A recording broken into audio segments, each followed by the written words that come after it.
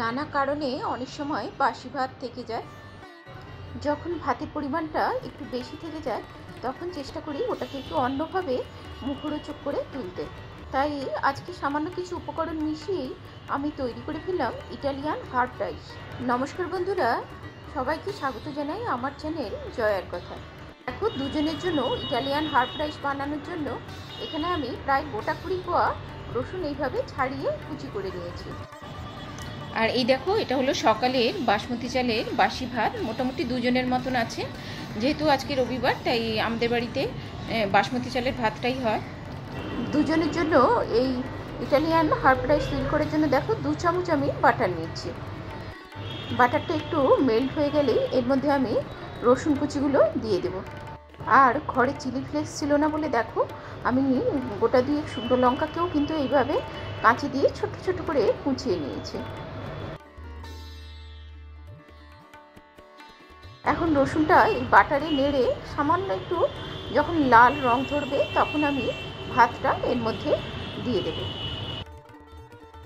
প্রথমে সমস্ত ভাতটা দেব না, অর্ধেক পরিমাণ ভাতটা দিয়ে আগে ভালোভাবে আমি এর সঙ্গে মিশিয়ে নেব। ভাতটা যেহেতু ফ্রিজে ছিল তাই একটু ডালা ডালা হয়ে গেছে, তো গরমে পড়লেই কিন্তু এটা ঠিক হয়ে যাবে। তো একটু নাড়াচাড়া করে নিয়েছি। তো এখন এর মধ্যে দেখো আমি চিলি ফ্লেক্সটা এইভাবে দিয়ে দিচ্ছি। চিলি ফ্লেক্সটা প্রথমে দিয়ে দিলেও হবে, মানে রসুনটা ভাজার পরে চিলি ফ্লেক্সটা দিয়ে তারপরে ভাতটা দিলেও হবে। তো দেখো এই চিলি ফ্লেক্সটা আমি একটু নাড়াচাড়া করে নিয়ে ভাতের সঙ্গে কিন্তু আমি ভালোভাবে মিশিয়ে নিচ্ছি। আর আমার কাছে এরকম ইটালিয়ান হার্ব ছিল, না থাকলে কিন্তু ঘরে অরিগানো তো থাকেই, তো অরিগানো দিয়েও কিন্তু একইভাবে টেস্ট আনা যাবে। তো এখন আমি এই ভাতটা প্রথমে এগুলো সব কিছু মিশিয়ে নেব। এখানে আমি নুন দিয়ে দিয়েছি পরিমাণ মতন, আর একটুখানি চিনির ব্যবহার করেছি। নুন চিনিটা কিন্তু তোমরা তোমাদের টেস্ট অনুযায়ী ব্যবহার করবে। প্রথমে অল্প করে মিশিয়ে তারপরে টেস্ট অনুযায়ী আরেকটু নুন বা চিনি অ্যাড করতে পারো।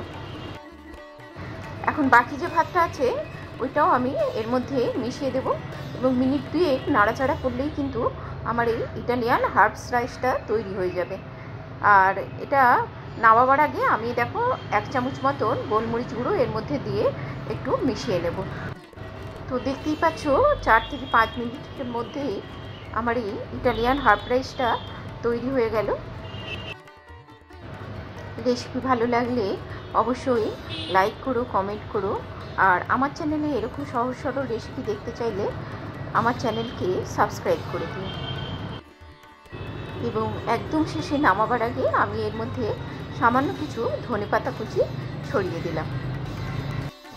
তো দেখতেই পাচ্ছ কত কম সময় সামান্য উপকরণ দিয়ে এরকম ইটালিয়ান রাইস তৈরি করে ফেললাম। এটা একটা সহজ সরল রেসিপি হলেও খেতে কিন্তু বেশ ভালো লাগে। আজ এই পর্যন্তই।